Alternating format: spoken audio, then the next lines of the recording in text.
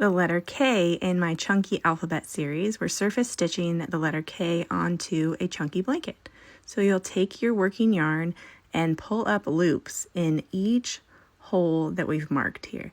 The way I mapped it out on the blanket is I took a double yarn and put it where I thought the K should go so that it looks like where it should go, and then marked it with other pieces of yarn here. So what you're going to do to finish it off on your blanket is take your first loop and the next loop goes through it. So it's your newest loop through the previous loop, newest loop through the previous loop, all the way down, and I'm kind of adjusting that top because you could see the blue through.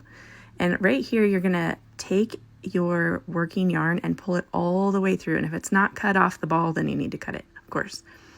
Pull it all the way through and then take that tail end back down into the same hole it came out of. Then we're going to move on to the top part here.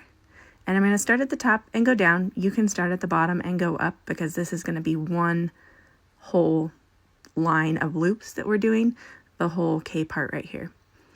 So I take loops up in the markers, but I feel like I need one right here as well. So I'm going to do that as I go. Sometimes that just happens and you need to add loops where you think that they should go. And so I'm going to bring one up here, and for it to touch that vertical line, we need to bring one up almost right where, kind of underneath where this loop is right here. And this is the very middle. I did have a stitch marker there to begin with, but I moved it because I did that vertical line. So now I'm just going to mirror it.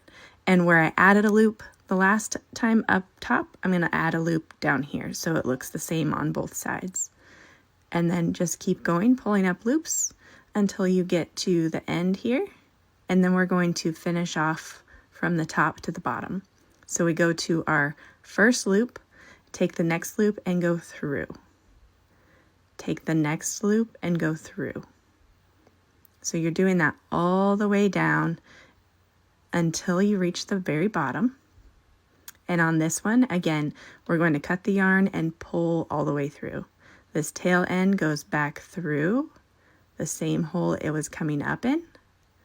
And then we turn our blanket over. And right here, if you have enough yarn on the back, you could actually make a kind of a puffy K on the back by looping these underneath those other loops. But I'm just going to kind of weave it in and then burn it to the blanket right here. And there is your K. Personalization adds so much to a blanket.